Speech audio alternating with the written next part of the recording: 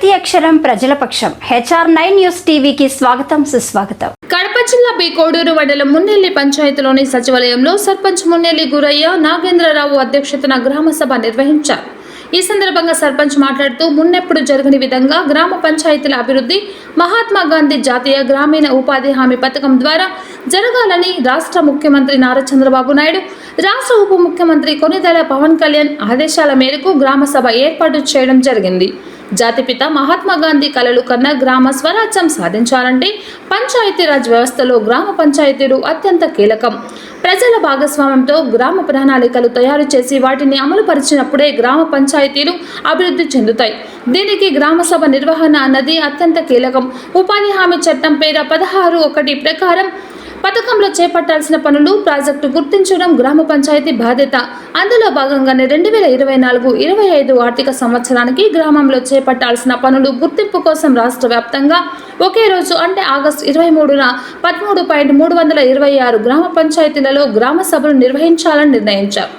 అందులో భాగంగానే మున్నెల్లి పంచాయతీలో సీసీ రోడ్లు, వీధి దీపాలు, నీటి సరఫరా గ్రామ సభలో తీర్మానించడం జరిగిందని వారు అన్నారు.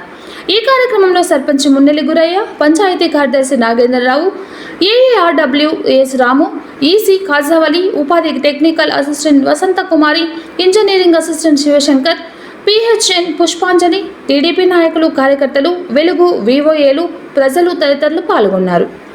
HR9 news Andhra Pradesh Telangana incharge M Ramachandraiah, Andhra Pradesh incharge Hridayanath, Kadapa జిల్లా స్టాఫ్ రిపోర్టర్ గంగ సుబ్బారాయుడు. ఆంధ్రప్రదేశ్ రాష్ట్రంలో ఎన్ని గ్రామ పంచాయతీలు అన్ని గ్రామ పంచాయతీలో ఒకటేసారి గ్రామ సభ నిర్వహించడం జరిగింది.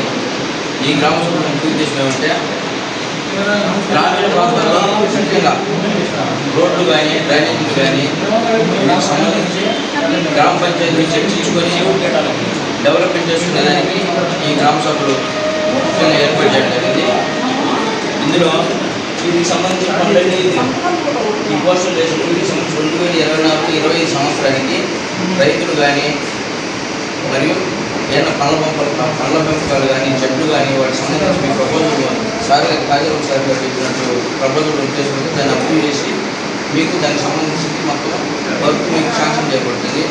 అదేవిధంగా ఈ ఉపాధి హామీ మొట్టమొదటిగా చీఫ్ మినిస్టర్ పవన్ కళ్యాణ్ గారు వ్యవసాయానికి అనుసంధానం చేయడం జరిగింది. కాబట్టి పొలాలలో కానీ పంటకాలలో కానీ దీనికి సంబంధించి ఏమన్నా మీకు రైతులు కావాల్సిన పనులు ఉంటే కూడా రిలేషన్ ద్వారా మీరు ఉన్న అప్లికేషన్ రీజనబుల్గా చెప్పుకుంటే ఇక్కడ ఏంటంటే మనం SC, ST, BC అని చెప్పారు. అందరికీ 5 ఎకరాలు BC 10 ఎకరాలు తీసుకురావాలి.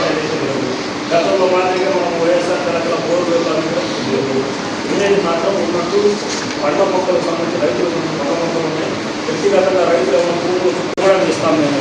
అట్లాంటి ఎవరు పనులు ఉపయోగపడే పనులు ఏదైనా చేసుకుంటామంటే మీరు ఇప్పుడు రాజకీయ చూసి ఈరోజు కుదరకపోయినా కూడా ఆఫీస్ ద్వారా మీరు ఫీల్డ్ అసిస్టెంట్ ద్వారానో, టెక్నికల్ అసిస్టెంట్ ద్వారానో, లేదు మీ పంచాయత్ సెక్రటరీ ద్వారా మాకు తెలియపరిచినా కూడా మాకు కావాల్సింది ఏంటంటే job card xerox, Aadhaar card xerox, మీ పాస్బుక్.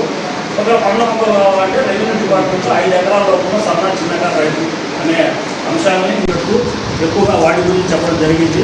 ఇదే విధంగా మేము గుర్తించిన పనులు గతంలో అయితే మీ అందరూ చేసినట్టు పువ్వుల్లో కానీ రాజుగారు కానీ ఎక్కువ చెరువులో గుంతలు తీసాం. ఈసారి ఆ పనిని ఆపేసి ఏదైనా చెరువులకు సంబంధించి ఒకటి పిట్టు తవ్వుతాం. అది కూడా ఫిష్ పాండ్.